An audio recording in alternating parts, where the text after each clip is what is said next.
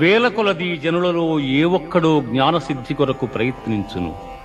అట్లు ప్రయత్నించిన వారిలో ఒకానకుడు మాత్రమే నన్ను యథార్థముగా తెలుసుకొనగలుగుచున్నాడు.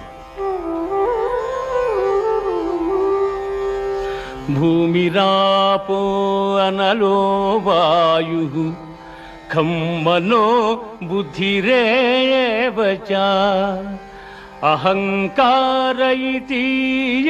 మే భిన్నా ప్రకృతిరష్టధా.